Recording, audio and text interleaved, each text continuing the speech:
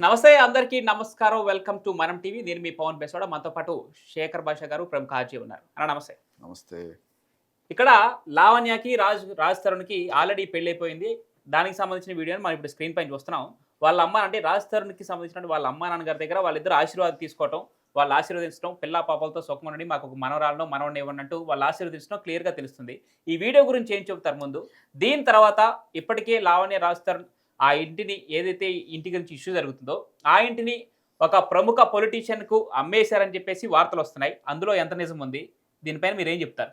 So, first దీని గురించి చెప్తా. అసలు ఈ వీడియో ఆవిడ పంపించాల్సిన అవసరం ఏమొచ్చింది ఇప్పుడు ఉన్న పళంగా అంటే, మనం 164 స్టేట్మెంట్ ఒకటి పట్టుకొచ్చాం. ఈవిడ జడ్జి ముందు ప్రమాణం చేసి 2023 జూలై 7న గుంటూరు అడిషనల్ కోర్టు జడ్జి ముందు ప్రమాణం చేసి, అయ్యా నాకు పెళ్లి కాలేదు, నా పేరు మన్నేపల్లి లావణ్య, మా నాన్న పేరు సో అని చెప్పి, మస్తాన్ సాయికి నాకు కొన్నాళ్ళ నుంచి పరిచయం ఉంది, అతనికి పెళ్ళయిందని తెలుసు, నాకు అతనికి ఒక కొడుకున్నాడని కూడా తెలుసు, అయినా కూడా ఆవిడతో వాళ్ళ ఆవిడతో సపరేట్ అయిపోయాడట, కొడుకుని వాళ్ళ అమ్మ నాన్న బాధ్యతలు తీసుకుంటున్నారు, సో ఈ నేపథ్యంలో నా కొడుకు బాధ్యత నీకు ఉండదు, మన ఇద్దరం హాయిగా ఉండొచ్చు అని నాతో చెప్తే, అప్పుడు నేను మనస్ఫూర్తిగా మస్తాన్ సాయిని అంగీకరించాను అని చెప్పింది.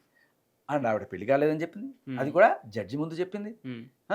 అలాగే మస్తాన్ సాయి ప్రపోజ్ చేస్తే మనస్ఫూర్తిగా అంగీకరించానని చెప్పింది.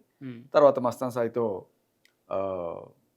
ఎప్పటి నుంచో రిలేషన్లో ఉన్నాను, ఆ రిలేషన్ వల్ల సరే అంటే మరి అంగీకరించిన తర్వాత ఇది రేపు ఎట్లా అవుతుందమ్మా అని అడుగుతారు కదా, రేప్ కేసు పెట్టింది మస్తాన్ సాయి. అంటే సార్ ఆ రోజు నేను అంగీకరించలేదు, అంతకుముందు గత కొన్ని నెలలుగా మాకు జరుగుతోంది, కానీ ఆ రోజు మాత్రం జరిగింది అంగీకారంతో కాదు, కాబట్టి అది రేపే కదా సార్, అంతే కదా సార్ అని చెప్పి అక్కడ చెప్పింది. అయితే మరి రేపు జరిగింది అంటున్నావు కదా, పోనీ అది కూడా అనుకుందాం, ఇప్పుడు చట్టాలు అట్లా ఉన్నాయి, సరే 10 రోజులు కాపురం చేసి 11వ రోజు నాకు ఇష్టం లేకుండా చేసావు కాబట్టి అది రేపు అన్నావు అనుకుందాం. మరి అది జరిగిందని చెప్తున్నావు కదా, పోనీ దానికోసమైనా నెక్స్ట్ రోజు నువ్వు ఏప్రిల్ 1న కంప్లైంట్ పెట్టావు, 2వ తేదీ వచ్చి లేకపోతే కనీసం 3వ తేదీ అయినా వచ్చి వారం రోజుల లోపల కనీసం వచ్చి మెడికల్ టెస్ట్ చెప్పించుకుంటే నీకు జరిగింది రేపో కాదో అనేది అర్థమవుతుంది కదా, అసలు సంభోగం అనేది జరిగిందనేది డిసైడ్ చేయాలి కదా పోలీసులు, మరి ఎందుకు మీరు కోఆపరేట్ చేయలేదు అని చెప్పి అక్కడ సిఐ కూడా అడిగారు. అడిగినప్పుడు అంటే ఏప్రిల్ 1న అయితే నువ్వు 3 నెలల తర్వాత జూలై 7న వచ్చి జడ్జి ముందు ప్రమాణం చేసి చెప్తున్నావు, మరి ఇప్పుడు ఎమ్మెల్సీ చేసినా ఉపయోగం లేదు కదా, ఎందుకు అమ్మా చేయలేదంటే, సార్ మీకు తెలుసు కదా సార్, ఇతనితో నాకు ఎప్పటి నుంచో రిలేషన్ ఉంది, సో అలా ప్రెగ్నెన్సీ కూడా వచ్చింది, సో ఒక ప్రెగ్నెంట్ అమ్మాయిని అయ్యుండి నేను ఎమ్మెల్సీ చేర్చుకోవడం సేఫ్ కాదని భావించి నేను రాలేదు అని కవరప్ చేసుకుంది. సో ఇప్పుడు ఏంటి, అతనితో శారీరక సంబంధం ఉన్నమాట ఒప్పుకుంది, అండ్ అలాగే అతను ప్రపోజ్ చేస్తే మనస్ఫూర్తిగా అంగీకరించానని చెప్పింది, అండ్ పెళ్లి కాలేదని చెప్పింది, ఇవన్నీ చెప్పింది, జడ్జి ముందు ప్రమాణం చేసి చెప్పింది, దీన్ని నువ్వు కాదనలేవు. 164 స్టేట్మెంట్ ఈస్ బైండింగ్, నీ దగ్గర ఇంకెవరి దగ్గర చెప్పినా కుదరదు. ఇన్నాళ్ళు మరి ఇప్పుడు కవరప్ చేయాలి కదా, అందుకని చెప్పి ఈ వీడియో రిలీజ్ చేసింది. సో ఇంతకీ ఈ వీడియోలో కూడా ఆవిడ ఎడిటింగ్ టెక్నాలజీ, మీకు ఎవరైనా మంచి ఎడిటర్ కావాలంటే తీసుకోండి ఆవిడని, ఊరికి అలా వీడియో చూసి వదిలేకండి, నిజంగా జాగ్రత్తగా గమనిస్తే ఇందులో పెళ్ళయింది అని చెప్తుంది కదా, పెళ్ళయిందా కాలేదా నేను ఇప్పుడే మీకు ప్రూవ్ చేస్తాను, ఈ వీడియో ప్లే చేయండి.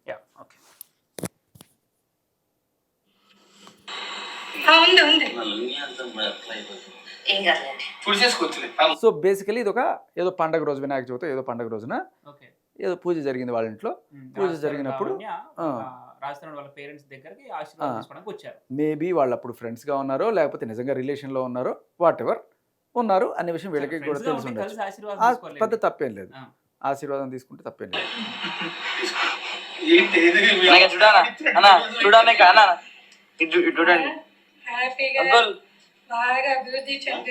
కట్ బాగా అభివృద్ధి చెంది అనగానే కట్ ఫ్రేమ్ మారిపోద్ది, పాజ్ వస్తుంది, మీరు మళ్ళీ గమనించండి, ఇక్కడ చాలా జాగ్రత్తగా గమనించండి.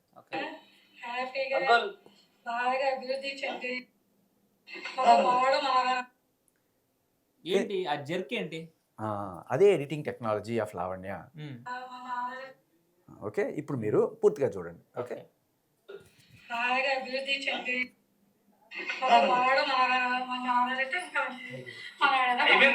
మనవన్నో మనవరాలనో కనండి. సో బేసికల్లీ ఇక్కడ ఆ మధ్యలో మిస్ అయిన పార్ట్ నేను చెప్పండి. హ్యాపీగా బాగా అభివృద్ధి చెంది పెళ్లి చేసుకుని మనవన్నో మనవరాలనో కనండి, ఇదే కదా ఆశీర్వాదం.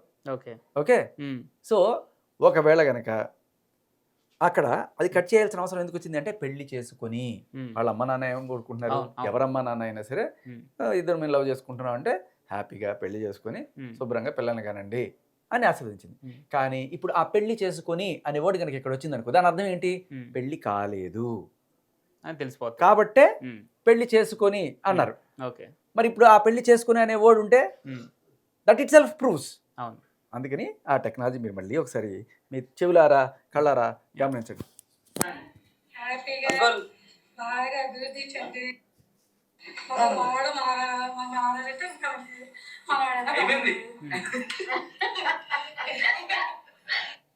ఓకే. అబ్బాయి ఈ దారుణాలు మనం ఎక్కువ చూస్తున్న ఫస్ట్ టైం కాదు. మస్తాన్ సాయి జైల్లో ఉన్నప్పుడు ఒక ఆడియో పట్టుకొచ్చింది ఆవిడ. చూడండి మస్తాన్ సాయి ఆడియో, నేను జైల్లో మస్తాన్ సాయితో కన్వర్ట్ చేసుకుని చూస్తున్నాను, నేను ఎంత మంచిదాన్ని అని చెప్పన్నప్పుడు కట్ చేస్తే ఆ నెక్స్ట్ రోజు మనం ఒరిజినల్ ఆడియో పట్టుకొచ్చాం. ఓకే, దాంట్లో ఈవిడ చూపించింది 3.5 నిమిషాల ఆడియో, మనం తీసుకొచ్చింది 4.5.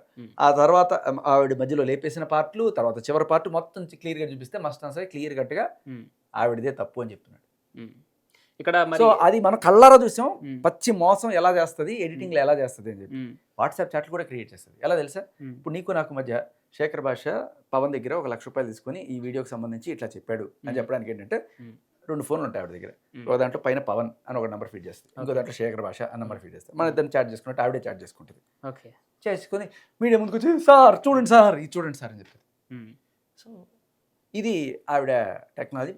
అసలు మామూలు ఫ్రాడ్ కాదు, భయంకరమైన ఫ్రాడ్. ఇది చూడండి ఎలా నమ్మించడానికి ప్రయత్నం చేస్తుంది. ఇక్కడ నిన్న హర్యానాకి రాజ్ తరుణ్కి సంబంధించినటువంటి ఒక ఆడియో వైరల్ అవుతుంది. దాంట్లో అసలు ఏం జరిగింది మేమైతే వినేసాం, కానీ దాని వెనక ఉన్నటువంటి ఆ బ్యాక్ స్టోరీ ఏంటని మాత్రం మీ దగ్గర నుంచి తెలియాలి. అంటే ఇప్పుడు హర్యానాకి రాజ్కి సంబంధం ఉంది అని ఇన్నాళ్ళ తర్వాత ఆవిడ ప్రూవ్ చేద్దాం అనుకుంటుంది. ఎందుకు, సరే ఇంతకుముందు మాళవి మల్హోత్రాతో సంబంధం ఉంది, ఎందుకంటే పాపం హర్యానాకు కూడా ఇంట్లో వాటా ఉంది.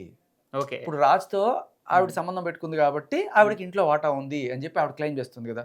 పాపం హర్యానాకు కూడా సంబంధం ఉంది అని చెప్పే కదా ఆవిడ ప్రూవ్ చేస్తుంది. మరి హర్యానాకి వెళ్ళి ఇచ్చేద్దాం, లేకపోతే మా మాళవి మల్హోత్రాకు ఒక సగం, హర్యానాకు ఒక సగం ఇచ్చేద్దాం. సో ఇక్కడ అంటే లావణ్యకి సంబంధం పెట్టుకుంటే లావణ్యకి ఇల్లు ఇచ్చినప్పుడు మాళవి మల్హోత్రాకు సంబంధం ఉందని ఆవిడ చెప్తున్న నేపథ్యంలో, హర్యానాకి సంబంధం ఉందని ఆవిడ చెప్తున్న నేపథ్యంలో హర్యానాకు కొంత, మాళవి మల్హోత్రాకు కొంత, మరి హెబ్బా పటేల్కి కూడా కొంత, ఇలా ఆవిడ ఎవరెవరితో రాజ్ తరుణ్కి సంబంధాలు ఉన్నాయని చెప్పింది వాళ్ళందరికీ ఇంట్లో వాటేద్దాం. సో మనం మునకాలకి కూడా వెళ్ళింది.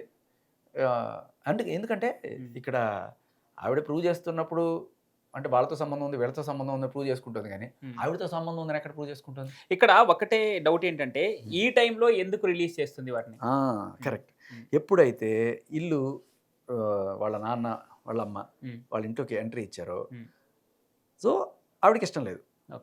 ఈ ఇల్లు నాది, ఎట్లా అడుగు పెడతారు మీరు, ఇల్లు తిరిగి మీకు సొంతం కానివ్వను, ఇల్లు నాది, నేను కబ్జా చేశాను, నాకు దీని జోలికి వస్తే నీ సంగతి చూస్తా అని బ్లాక్ మెయిలింగ్. మళ్ళీ ఏంటి, రాజ్ మీడియా ముఖంగానే చెప్పింది, ఇవి ఎన్నాళ్ళు దాచిపెట్టుకున్నా ఇవన్నీ వదిలేస్తా, ఇవన్నీ రిలీజ్ చేసేస్తా అంటే ఏంటి, అందరివి ఇలా దాచిపెట్టుకొని బ్లాక్మెయిల్ చేస్తూ డబ్బులు గుంజుకుంటూ కబ్జాలు చేస్తూ బతుకుతుంది. ఆఖరికి పోలీసులు కూడా బ్లాక్మెయిల్ చేస్తుంది ఆవిడ.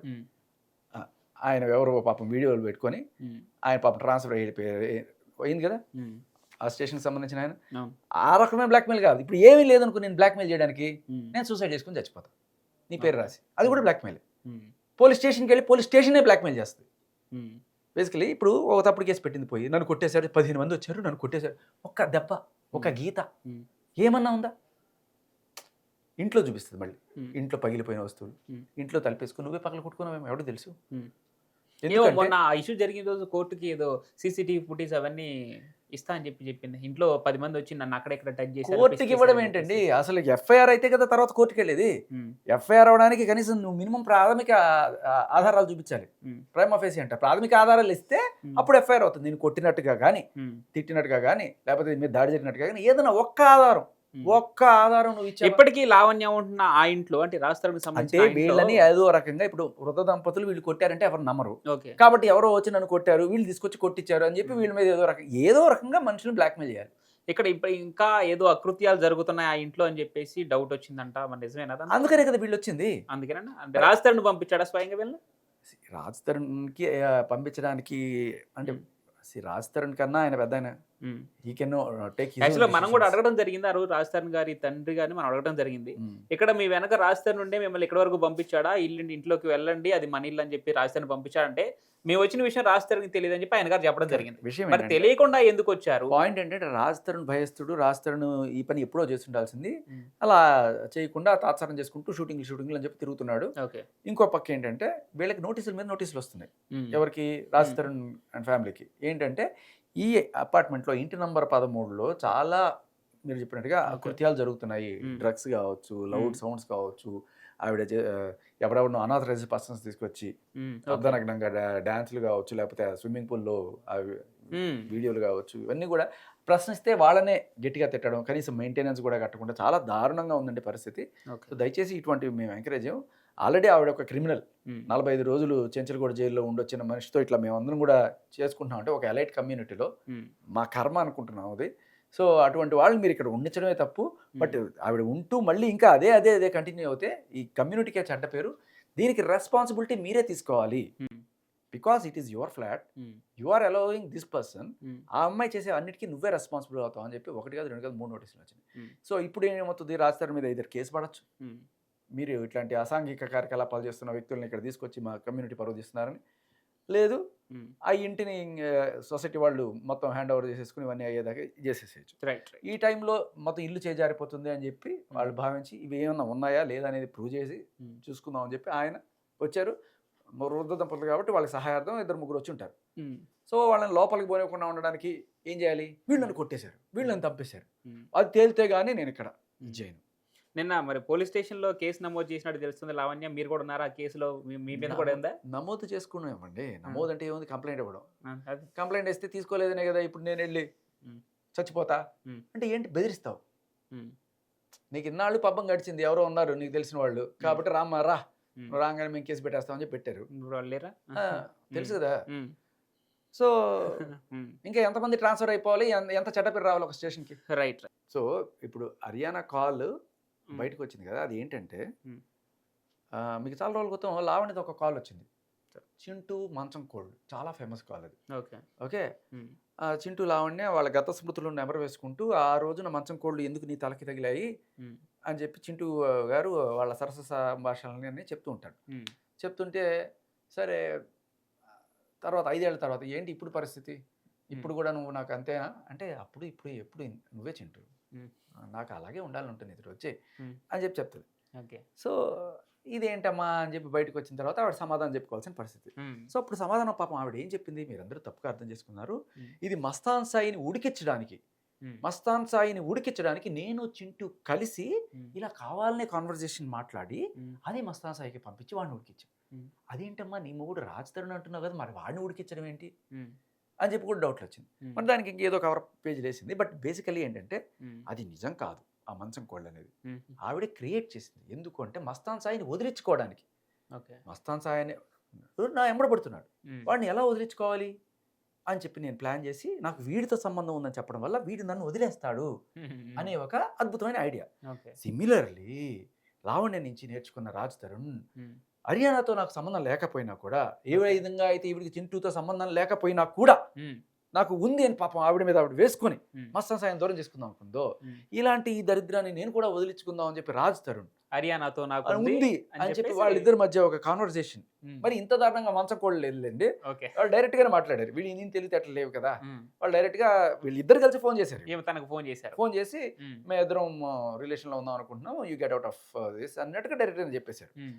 సో ఆ రకంగా మనం చూడాలి తప్ప, అంటే లావణ్యకి తెలియదా ఇదంతా, ఇదే మోడస్ ఆఫ్ ఆపరండి. అంటే ఆవిడే నీవు నేర్పిన విద్య నీరజాక్షి అన్నట్టుగా పాపం ఆవిడ దగ్గర నుంచి నేర్చుకున్న రాజ్ తరుణ్ అలా ఇంప్లిమెంట్ చేశాడు ఏమో.